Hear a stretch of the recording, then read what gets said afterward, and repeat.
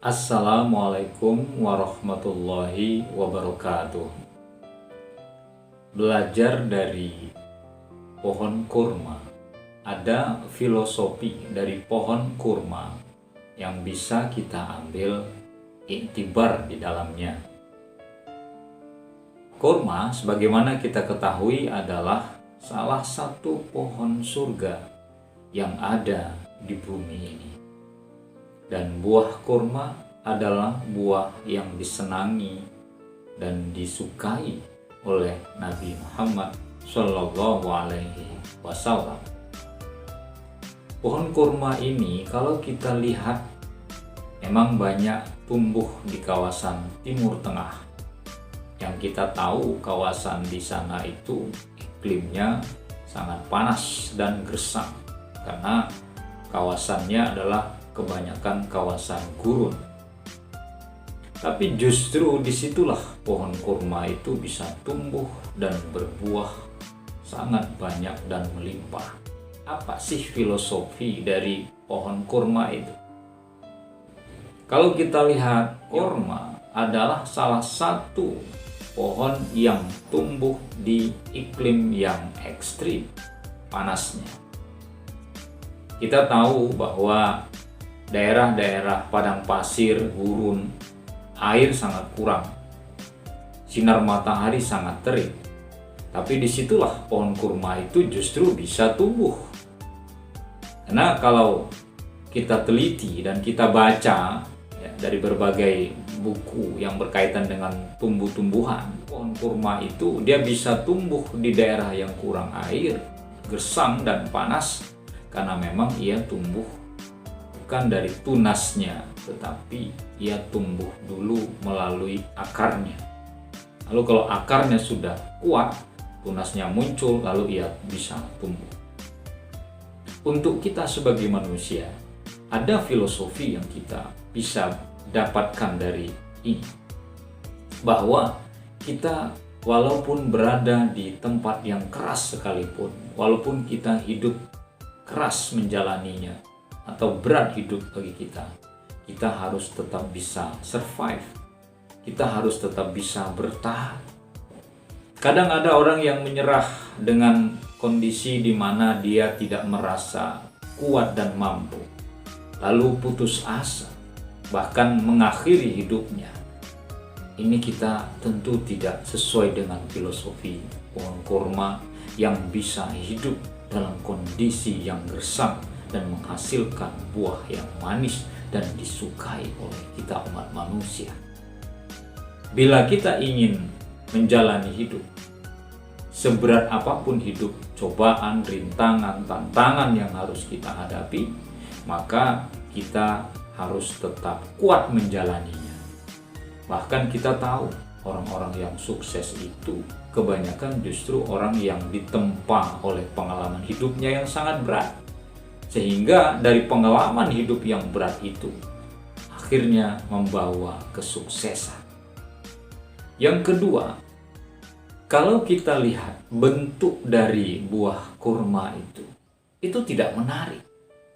Warnanya hitam, bentuknya kadang kempes, kadang penuh, bahkan ada yang sedikit basah. Tidak menarik kalau dia sudah matang. Tetapi dari bentuknya yang tidak menarik itu, buah kurma itu ternyata membawa kemanfaatan yang luar biasa bagi kita.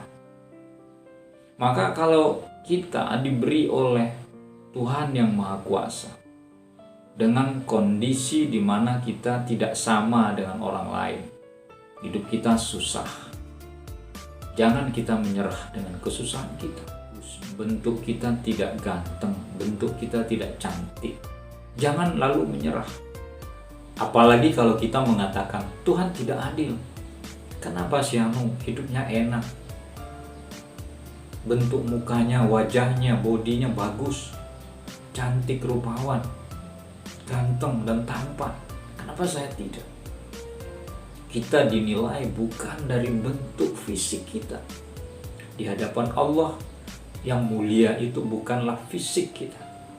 Yang mulia itu bukan suku kita. Tetapi yang mulia itu di sisi Allah adalah orang yang bertakwa. Allah sendiri yang mengatakan, inna akramakum indallahi atqakum. Kalau kita melihat tampilan buah kurma memang tidak menarik. Apalagi kalau kita belanja kurma yang langsung dijual di Saudi kalau kita saat menunaikan haji atau umroh. Ya. Kalau yang bukan di kemasan itu, dia hanya dijual kayak jual di pasar-pasar layaknya pasar Indonesia. Ya. Nggak menarik. Kalau yang dikemas lumayan menarik. Ya.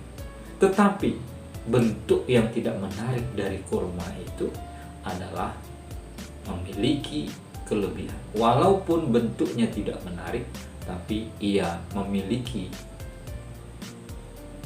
khasiat yang sangat banyak, manfaat yang sangat banyak, bahkan untuk kesehatan kita.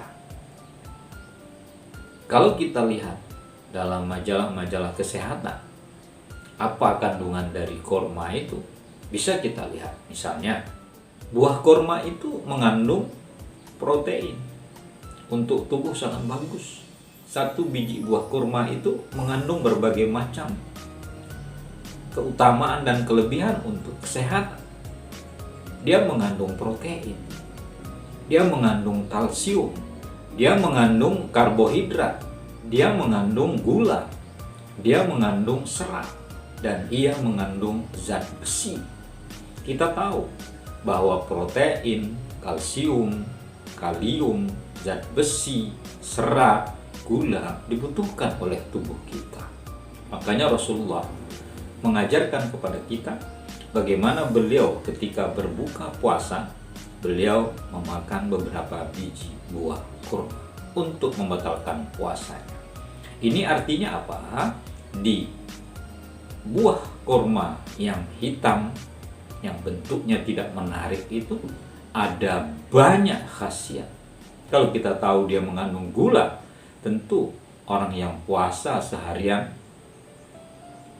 lambung kita kosong selama seharian, maka ketika kita memakan buah yang mengandung rasa manis atau gula, itu akan kembali memulihkan tenaga kita. Kalau kita puasa seharian lalu memakan buah yang mengandung karbohidrat, itu akan meningkatkan energi kita. Kalau kita memakan buah yang mengandung serat, itu akan melancarkan pencernaan kita. Kalau kita memakan buah yang mengandung zat besi, maka itu akan menguatkan fisik kita. Jadi buah kurma itu sangat membawa manfaat yang banyak bagi kita sebagai pohon surga yang ada di bumi ini. Lalu apalagi yang bisa dimanfaatkan dari kurma itu selain manfaat-manfaat tersebut? Kalau di zaman Rasulullah, pohon kurma itu pelepahnya sampai daunnya bahkan bisa dijadikan untuk atap. Batangnya bisa dijadikan untuk bahan bangunan kayu. Begitu banyaknya manfaat yang didapatkan dari buah kurma, pohon surga. Karena itu, marilah kita belajar dari kemanfaatan yang diberikan oleh pohon kurma, yang kita bila memakannya itu sama saja kita mengikuti sunnah Nabi, karena Nabi memang menyukai buah kurma. Di pokok kurma itu ternyata banyak filosofi yang bisa kita dapatkan, di mana dalam sebatang pohon kurma bukan hanya kemanfaatannya secara fisik kita dapatkan dengan memakannya, tetapi kita bisa mengambil pelajaran dari kurma tersebut untuk kita terapkan dalam kehidupan kita. Kita menjadi orang yang tangguh, kita menjadi orang yang kuat, karena kita mengambil filosofi buah kurma yang bisa hidup di cuaca yang ekstrim, panasnya, di tanah gurun, pasir yang gersang. Kita hidup bukan mudah dijalani di dunia ini, tapi banyak rintangan dan tantangan, dan kita harus mampu menjalani dan melewati semua tantangan tersebut.